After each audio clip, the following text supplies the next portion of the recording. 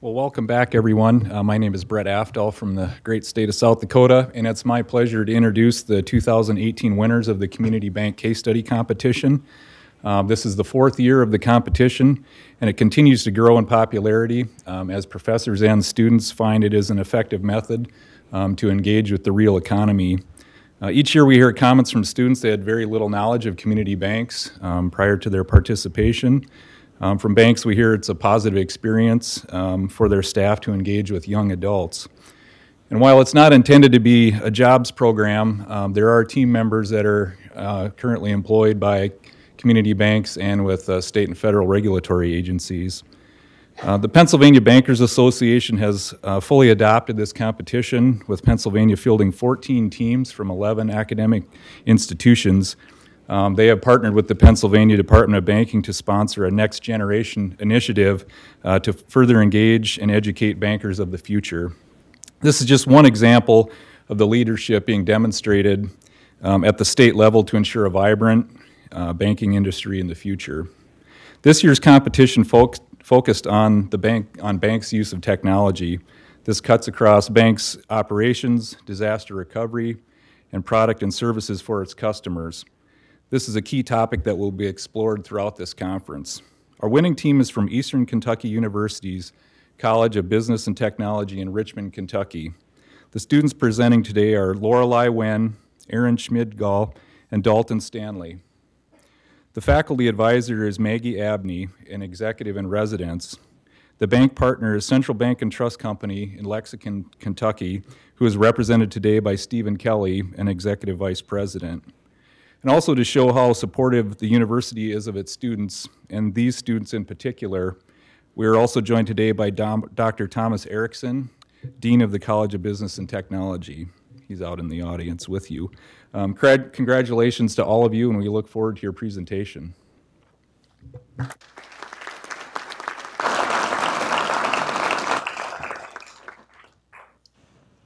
Well, I don't know how we're supposed to follow the level of expertise exhibited in the papers earlier. They were fantastic. Very good job on those. But on behalf of our team from EKU, I'd like to thank the CSBS for hosting the competition. We really enjoyed being a part of that competition, and we learned a lot from it. And we'd also like to thank the Fed for hosting today's event and for allowing us the opportunity to present our research as well. And my name is Dalton Stanley, and I graduated this past May from Eastern Kentucky University with a degree in Global Supply Chain Management and Managerial Finance. And currently, I'm a first-year law school student at the University of Kentucky. My name is Lorelei Wen. I am a senior at Eastern Kentucky University, majoring in accounting, finance, and computer information systems. I will graduate this December. I also work for the Kentucky Department of Financial Institutions as a research analyst. My name is Aaron Schmidgall, and I am a May 2018 graduate of Eastern Kentucky University with a degree in finance. And I am currently working at Bank of America in Jacksonville, Florida as a business analyst. We'll let that slide for today.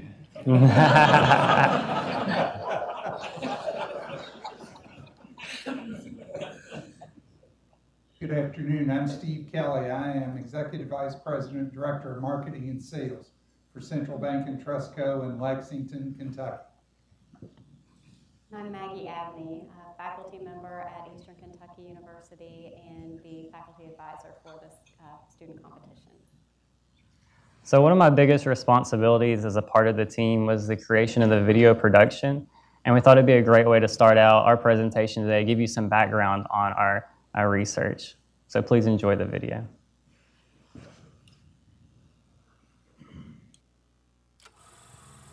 In the 1920s, customers associated banks with large, ornate buildings with elaborate architecture, secure vaults, and a firm handshake.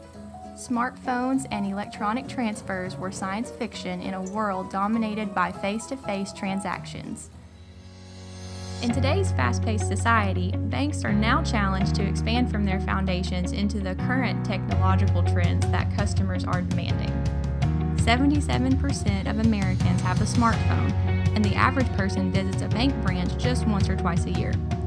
Community banks, which have always focused on providing excellent customer service, are now forced to rethink the customer banking experience. One such bank, located in the heart of Central Kentucky, has expanded its mission of providing excellent customer service by implementing many of the latest banking technologies.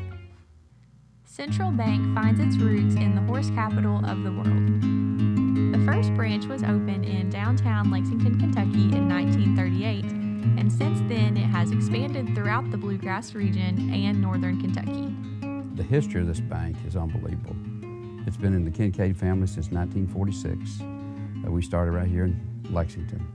We're the largest bank here in Lexington, hometown bank, community bank. We're the third largest in the state. We are in northern Kentucky, Louisville, and surrounding counties here. And those markets have really paid off to us as well. A couple of things are happening in the banking industry right now.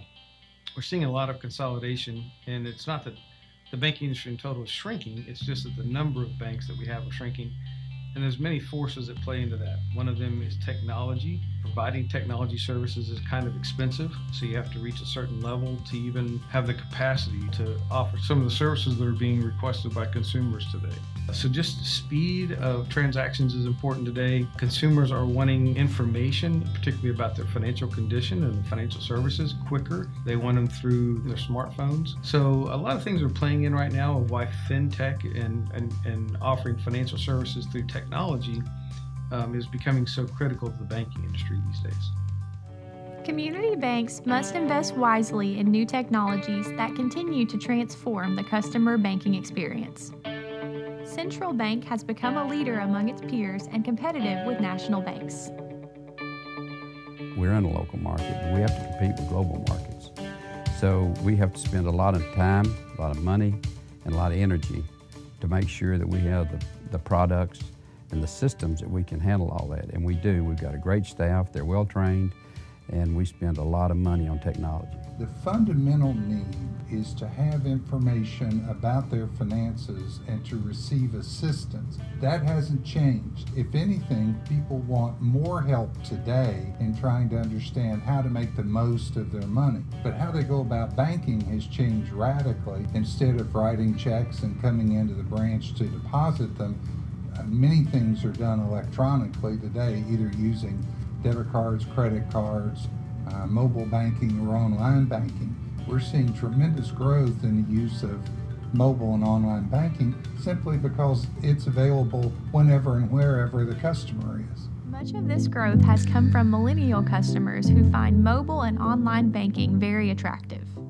They look for technology, but they also want a banking center to go to when they have an issue. So they want to be able to open their account online. They want to be able to deposit checks from their phone. They want to be able to do everything that they can do without coming in. So that's what we're trying to keep up with, is that ever-changing technology where and keeping up with their needs and their wants as a banking customer. As a college student, I'm always on the go, I'm always busy. And being able to do things like mobile deposit, where I can just take a picture of the check right then and there and put it into my bank account, is really, really convenient. And it also really helps that I can pull it up on my phone whenever I want to and check my account balance right then and there. You know, whether it's at 5 o'clock in the morning or 10 o'clock at night, you can make a deposit. So it really is more convenient, and it's very secure. So we make sure that we take that into consideration when doing all these projects also. We find that customers will live in Central Kentucky, establish a relationship, but then maybe they move to take a new job or they go away to school, something occurs, then they can continue to bank with us because they're banking electronically. Often the funds are deposited to their account electronically. They pay their bills electronically. They have a debit card and they have mobile banking. So they can bank literally anywhere in the world. We call that banking locally and serving globally.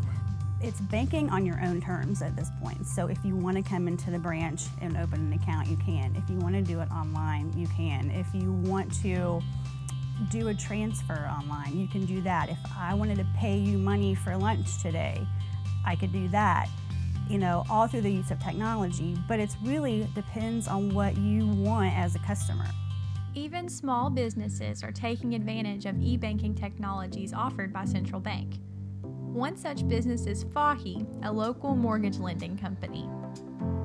We went with a community bank when we did our conversion as opposed to a large national bank because of the customer service. We know where Central Bank's located, we know where their main office is. If I have an issue, I pick up the phone and I call, hey, I need your help. They help me. Oh, I'm ecstatic over the technology. Having to go out every day and go to the bank can be a real pain. Doing it electronically allows us to get on with our day. As a result of its continued dedication to implementing new technologies designed to improve the customer experience, Central Bank has achieved record earnings performance in 2017, broke $2 billion in assets, and has made high-earning young professionals ages 25 to 34 its highest-growing customer segment. When we implement technology, we have to, number one, and we have to put the resources and the money behind that, because if we don't, we can't be competitive. And I would say we're probably as good in technology as any bank in this country. Community banks don't often have the capital to develop new technologies internally, and partnering with fintechs is highly risky. So smaller banks commonly use established third-party vendors to offer these new technology services. However, using third-party vendors to offer these technologies does come with its own set of risks and challenges. Cost of the new technologies and the new applications and things like that just can be phenomenally expensive, and then the development time and effort put into them. So that way we find a third party that we can partner with, that we trust, we work with them, and that gives us an opportunity to have a product that pretty much is competitive with the larger FIs and allows us to bring it to market in pretty much the same time frame. When someone thinks of a bank, it thinks of security. And with a fintech company, the same standards may not be adhered to.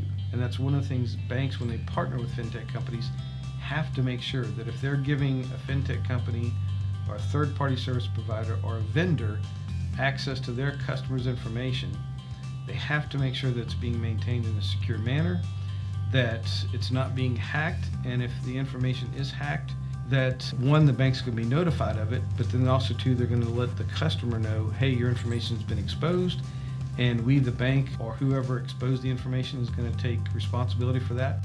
With the dynamic and enhanced sophistication of threat actors and of the malicious codes that's being thrown at our banks, it's a 24/7 job. There's no downtime, there's no time to relax. The cybersecurity scorecard is something that we track and present to the board to show the number of attempts and what we block and what types of traffic we have to completely negate from our network to keep us safe.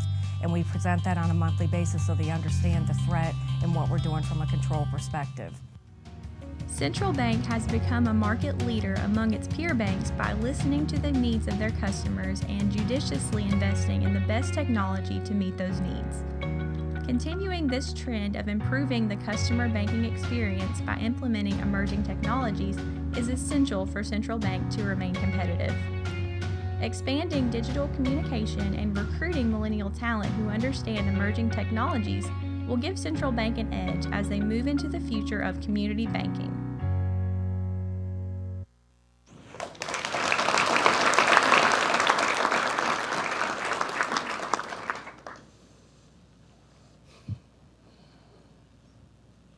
The Central Bank footprint includes branches located throughout Central Kentucky with its headquarters in downtown Lexington.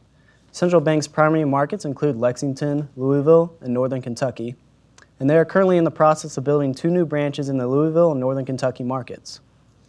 Central Bank has always operated on the model that satisfied employees lead to satisfied customers. Central Bank has been awarded various accolades for its competitive employee benefits package, as well as its employees' length of employee service within the company. Central Bank positions itself as a first mover among community banks in the adoption of new technology in an effort to offer its valued customers the latest in digital banking products and to remain competitive among larger national banks. And now I will give a brief overview of the financial analysts that we did for Central Bank. We use the FFIEC Uniform Bank Performance Report data to compare Central Bank to Peer Group 2, banks with $1 billion to $3 billion in assets. And we found that Central Bank's net interest margin has remained above peer group average since 2008. This suggests a strategic and conservative asset and liability management by a seasoned management team. Central Bank's financial performance, like most banks through the financial crisis, sharply declined from 2007 to 2009. However, its conservative financial management did not allow for many of the mortgage-backed securities or risky lending practices that plagued many of the banks during that time. As a result, Central Bank's ROA and ROE were much less volatile than its peers throughout the economic crisis. And on the graph behind me, you can see Central Bank's ROA is a blue line, while their peer group is the more volatile red line. And Central Bank's ROE is the green line, while their peer group ROE is the volatile yellow line. And now Lori will talk about the regression analysis. Thank you, Aaron. Central Bank's technology expense to total assets is more than 2 times the industry median for community banks. We investigated the association between bank growth and profitability for banks, specifically the growth related to investment in bank facility and technology. We also narrowed down the peer group to banks with $1.5 billion to $2.5 billion in assets, and we ran the following model. In this model, we try to capture the possible delays in the impact of investment in improving facility and technology of banks on their profitability. To capture the delay in that impact, our model included 2 lag variables for spending on bank facility, our proxy for spending on facility and technology improvements. The results presented in Table 3, next slide please. Next slide, oh, sorry. Suggested that spending on facility and technology improvements might initially hinder profitability, but these investments certainly pay off. The coefficient estimate on the contemporaneous measure of technology expenditures is negative and significant at the 10% level, indicating while holding all other control variables constant, a $1 million investment in facility and technology improvements will reduce profitability by 0.03% during the same year. However, the coefficient estimates of the 1-year and 2-year lag values are positive at 0.01% and 0.5%, respectively. The coefficient estimates on the 2-year lag value is statistically significant at the 10% level. Overall, when banks in this group invested in facility, the same year's profitability was negatively impacted. However, profitability increased 2 years into the future, and the initial investment was reversed in 2 years. And now Dalton will discuss community and technology. Dalton? Thank you, Lori. Today's customers expect their financial services to be more innovative and efficient in terms of both money and speed. And new technology offerings are very influential in customer acquisition and customer loyalty. And this is especially true among the younger generations who tend to disassociate themselves from banks who aren't offering the financial technologies that they need. I remember when I was 16 years old, I went into the community bank branch that my parents banked at, and I got my first bank account. And the bankers made a big deal about it, and then I felt like a grown-up, I guess. But I really established a great relationship with those community bankers. But then when I moved off to college, I found myself in a tough situation because I had a check, but I was unable to cash it because I was several hours away from any one of their bank branches. So for that reason, I had to go to a larger national bank and open an account with them who offered mobile check deposit and some of the other technologies I was looking for.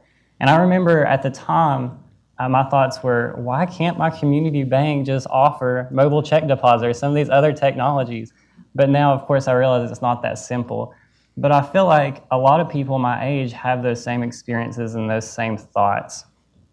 But that's why this year's topic was so impactful to me, because now I understand or have a much better understanding of the challenges that community banks face in implementing some of these customer-facing technologies and that have to be competitive with some of the national banks. And we're very fortunate to partner with Central Bank because they have been doing a wonderful job at implementing these technologies technological products for their customers. And we also have a much greater appreciation for regulators and policymakers.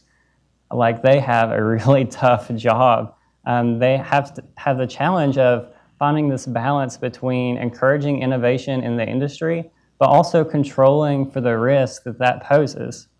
And we believe Central Bank provides a good model for other community banks as they face the challenges of implementing these technologies to meet their customers' needs. And today we'd like to share with you just one example of a community bank, Central Bank, who is transforming customer service by offering more innovative products and services to their customers through the use of technology. And at the end of our presentation, I'd like to share with you a few of the recommendations that came out of our research. So customers visit bank branches, physical bank locations, around 1 to 2 times per year on average, compared to interacting with their bank through their mobile devices 250 to 350 times per year.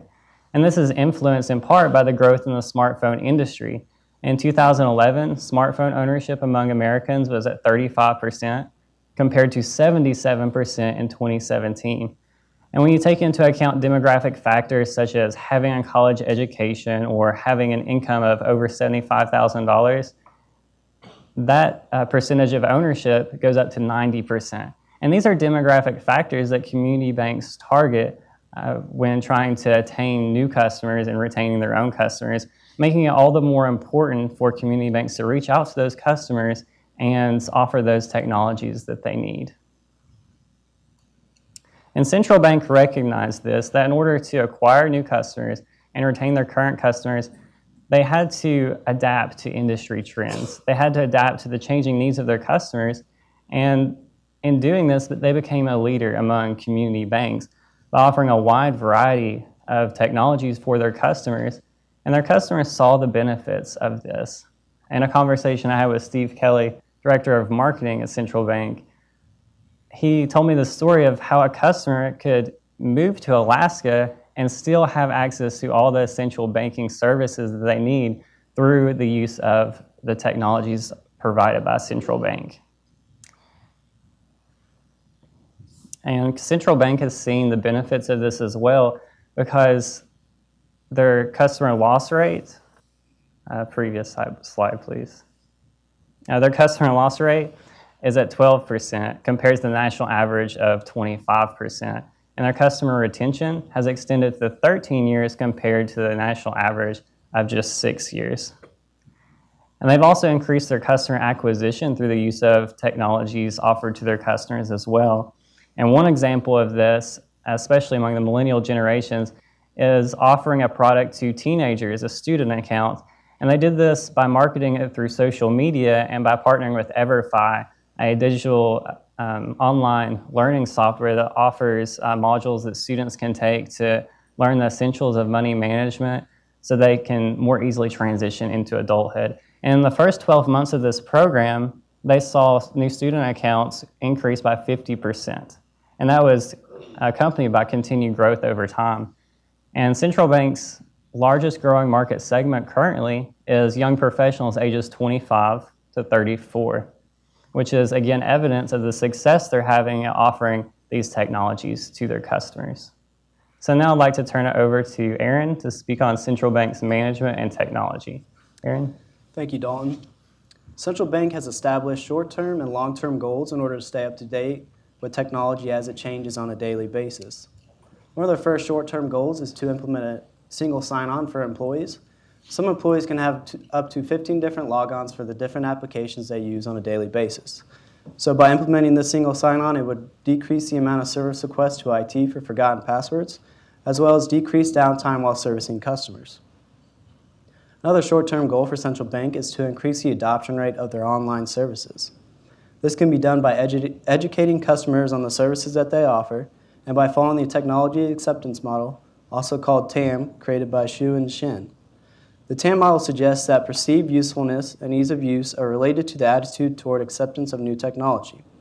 Further, a 2017 study by Williams expanded on the TAM with findings that the customer time, psychological, and social risk correlate with user adoption rates.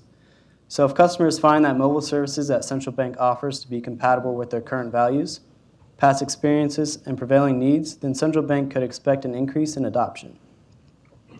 Central Bank should also focus on educating its customers on the services that they offer through advertising. A lot of customers were not aware of all the services that Central Bank offered, which could be another reason for the low adoption rates of those services. And then lastly, Central Bank wants to convert its P2P app to Zelle. Zelle is a popular P2P app that most major national banks offer to its customers. However, their current core system is not yet compatible, and they are working with their third-party vendor to become compatible and offer Zelle to its customers. And now one of Central Bank's long-term goals is to be an early adopter of new technology. Central Bank must stay up to date on the new advances in technology, not only to remain competitive among community banks, but also among larger national banks. The bank will see a decline in customer retention if they cannot offer the services that the larger national banks can offer to their customers. This not only helps the bank increase their customer retention, but also helps increase their total number of customers without having to hire additional staff in order to process this increase of transactions, resulting in saving the bank money on salary expenses. Another long-term goal for Central Bank is implementing a single sign-on for customers. Implementing a single sign-on for customers would make it easier for customers to use their services, which would then increase their adoption rate of those services. And then lastly, Central Bank wants to increase their customer retention Central Bank wants to focus on increasing their customer retention. A study found that adopters of online technology have less chances of leaving the bank, as well as an increase in banking activity, acquire more products, and have higher asset and liability balances. And now we'll turn it over to Lori to discuss third-party vendors. Thank you, Aaron. Central Bank acknowledges its permanent need for third-party technology vendors in its efforts to maintain competitiveness in the banking industry. With technology quickly becoming better and cheaper, banks may not have the technological expertise and substantial funding to support the creation and maintenance of custom-built systems in-house. Central Bank must rely on third-party technology vendors to fulfill its growing business needs. Some of the key areas in which third-party vendors provide their products and services are in the bank's core system, online banking, and mobile banking. Using third-party vendors allows banks to concentrate on other crucial business processes. However, banks face challenges relating to third-party vendor management. According to a study by De Silva in 2017, some of these challenges include lack of formal documented outsourcing policy, third-party vendor performance reviews conducted by inexperienced institutional personnel, and information security and cybersecurity procedures of the third-party vendor that are not adequately reviewed and assessed by the institution. The vendor review policies and procedures implemented by Central Bank's risk management team considerably reduce the risk of occurrences. Furthermore, Central Bank uses a third-party vendor that conducts regular penetration and intrusion testing, and the results are reported to the audit committee of the board of directors. Additionally, Central Bank has at least one participant on vendor advisory boards to gain influence over key third-party vendors. This provides the opportunity to network with other clients and to advocate collectively for vendors to correct issues. Advisory groups were instrumental in solving problems associated with contracting third-party vendors. And finally, banks can benefit from developments in artificial intelligence and digital lending. Artificial intelligence will have a variety of applications in the banking industry. Mr. Kelly believes that AI, quote, will help us do what we do with cost savings and increase efficiencies, end quote. The information gathered from this type of machine learning could be used to create programs and applications that lead to enhanced user experiences needed to attract and retain customers. However, because big data used in AI is extremely dependent on data quality that is sometimes inaccessible, banks will have to wait until meaningful insights can be extracted. Big data are too cumbersome for most database architectures and require alternative processing for relevant information. Once this technology further develops, community banks will benefit from its use in improving customer experiences. Also, digital lending is a current technology that even small banks can implement via software as a service or by referring customers to the digital lending partner. With lending as a key profitability driver among financial institutions, approximately 22% of survey respondents state that loan origination software was of an interest. Central Bank has an immense interest in streamlining its online mortgage activities because its current online mortgage site is primarily capable of pre-qualification. Central Bank wants to have similar capabilities as Rocket Mortgage, where customers can apply and receive mortgage approval, select real estate through Zillow, and then electronically sign the mortgage paperwork all online or on their mobile devices. Central Bank was looking at new technology that would significantly streamline its online mortgage application process, and it hoped to implement it in 2018. And now Dalton will present the recommendations we developed for community banks based on this case study. Dalton. Thank you, Lori. As I mentioned earlier, out of our research came several recommendations that we had, and we'd like to share a few of those with you today. The first being that it's really important for community banks to partner with universities to recruit millennial talent who have the skills necessary to implement some of these financial technologies in their bank. And second, it's also important that banks prepare for future partnerships with fintech organizations by upgrading their technological infrastructure, by converting from client-based data architectures to more cloud-based data architectures. We also recommend that banks implement a stricter vendor review policy to make sure that the vendor is in alignment with the bank's strategy. And shortening the length of the vendor contracts can also lead to more flexibility that the bank can have with choosing vendors in the future. And by participating strategically in a vendor advisory board, these smaller banks can have more leverage to be able to advocate for necessary changes that their vendors should make in upgrading the software. And our last recommendation is for the industry to explore the possibility of providing financial incentives to these bank tech providers so that these banks aren't faced with long incompatibility delays with software upgrades in the future. And so now I'd like to turn it over to Mr. Steve Kelly, Director of Marketing for Central Bank, to give you a few comments of the perspective he had from the bank. Thanks very much. As you can see, we jumped at the opportunity to participate with the students and with Maggie when they asked. We know from our experience with higher education that these opportunities are far more beneficial for us than we believe the students get from what we have to share. And this is yet another case where that's true. As a community bank, we support higher education on a very regular basis, not only through our involvement, but through our community support dollars, and we believe that's critical. On a short-term basis, these students may become customers of ours and hopefully lead to a long-term relationship. But we also believe they will become the business leaders and community leaders of the future who will have a dramatic impact on the communities we serve, and that part of our mission is to promote that, to create progress and prosperity for the communities where we do business. Now, as you've heard, I'm a marketing person, and it was really fun for me to be interviewed by the students to talk about the things we were doing and why. What they probably didn't realize was that I was interviewing them at the same time to learn more about the technology they use and why they use it and why they think it's important, because quite frankly, we do a great deal of research into technology and how it's being used across the country, and it's very helpful for the many articles that are being published. But there's nothing better than firsthand experience, and the focus group that these young folks allowed us to do through multiple sessions with them was invaluable for our technology strategies, and I really appreciate all they did to help us.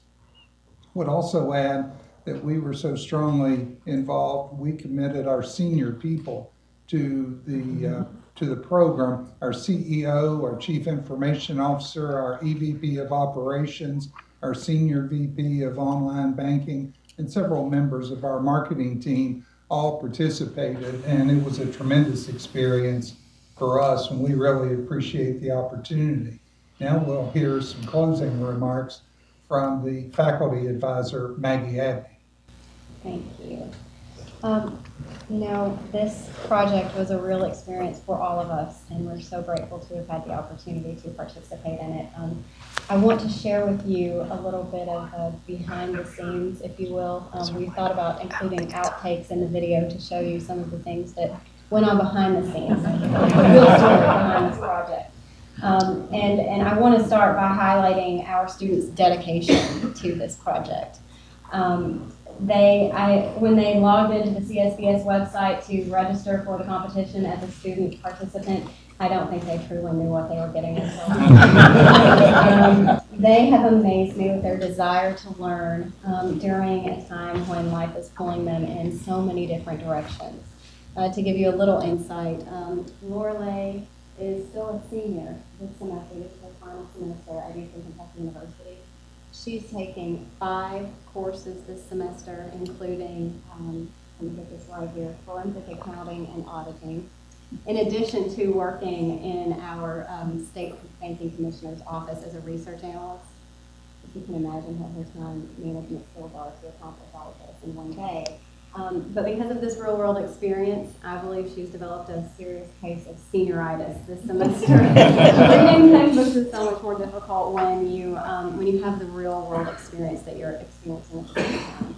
But she did partner with Dr. Ahmed El Nahas, and I wanted to be sure and give him credit for his work with this and helping her in the regression analysis that she created for this case. Dalton and Aaron both graduated in May, and Aaron moved 700 miles away from school to begin his work as a banking analyst. He also participated at Central Bank as an intern during this project in their financial management department, and so that was instrumental in creating the financial analysis component of the paper. And then Dalton, I should mention, graduated, was accepted into University of Kentucky's law school, and he was a first semester student in law school as he prepared for this conference. So he was very dedicated as well to complete this. And he had a roommate who was very helpful in helping with his video production skills when we made the video, and we were very proud of their work. Thank you for giving us the opportunity to present today. Well, thank you.